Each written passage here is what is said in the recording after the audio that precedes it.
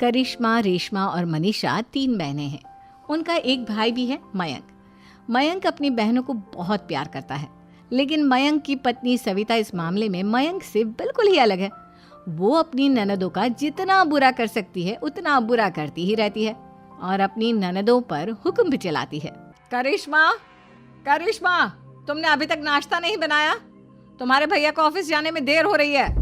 हाँ भाभी, बस अभी बनाती हूँ। करिश्मा, तुम ये ढीलापन छोड़ दो। कल को पराए घर जाना है। वहाँ अगर तुम इस तरह से काम करोगी तो लोग क्या कहेंगे कि माँ ने और भाभी ने कुछ सिखाया नहीं।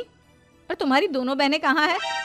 अब रेशमा मार्केट गई है और मनीषा सो रही है। क्या?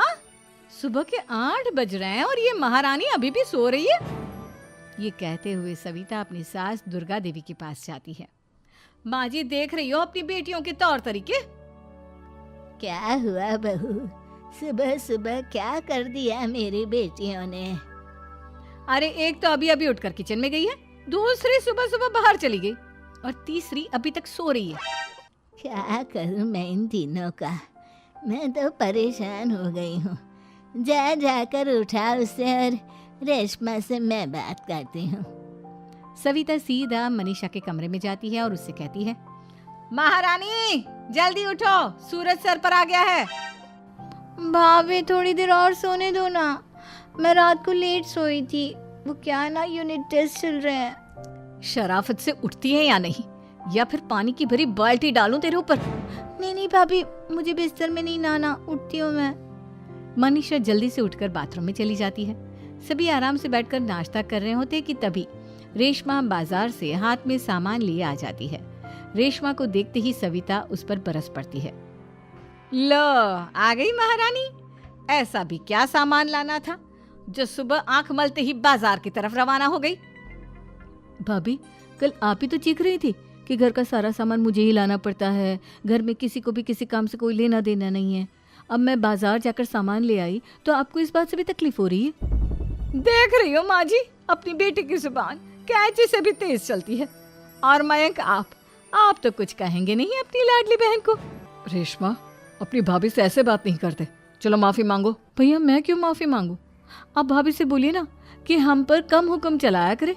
हम इस घर की बेटियां हैं और आपकी पत्नी की ननद है, नौकरानी नहीं। लो कर लो बात। इनकी भलाई के लिए कुछ भी बोलो तो इन्हें बुरा लग जाता है। इस घर में यही इज्जत है मेरी। देख लो माँ जी, आपकी बेटी किस लहजे में मुझसे बात कर रही है। सविता वहां से चली जाती है। मयंक को बहुत गुस्सा आता है, वो भी वहां से चला जाता है। फिर करिश्मा रेशमा को समझाती है, रेशमा, तुम्हें भाभी से माफी मांग लेनी चाहिए थी ना। लेकिन दीदी, मैंने कुछ किया ही नहीं, तो मैं माफी क्यों मांगू? हाँ करिश्मा दीदी, रेशमा दीदी जैसे ही घर में आई भाभी ही उन पर चिल्ला रही थी। हाँ, मैं मानती हूँ कि गलती भाभी की थी। मैं तो इसलिए बोल रही हूँ कि भाभी ने माँ को तो पूरी तरह अपने वश में कर लिया है। वो हमारी बात सुनती ही नहीं। मयंक भैया हमारे लिए हमेशा खड़े रहते हैं, इसलिए उनकी बात का मान तो तुम्हें रखना चाहिए था ना।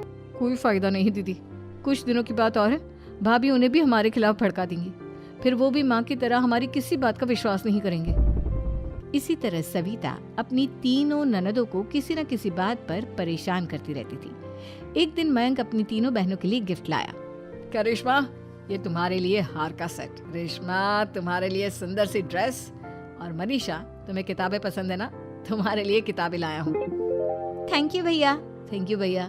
थैंक यू भैया।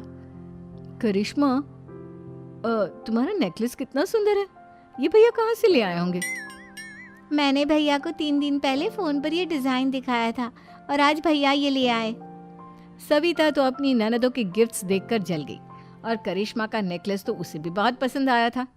अपनी बहनों के लिए कितना अच्छा नेकलेस लेकर आए हैं, मुझे कभी कोई गिफ्ट नहीं दिया।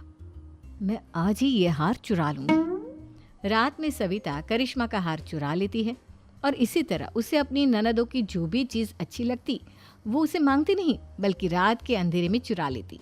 इसी तरह दिन बीतते गए और सविता ने मयंक के दिल में भी उसकी बहनों के लिए नफरत पैदा कर दी। एक दिन मयंक ने करिश्मा और रेशमा के लिए रिश्ता देखा और ये बात उसने घर में सबको बताई। माँ, करिश्मा और रेशमा के लिए बहुत अच्छा रिश्ता आया है। वो लोग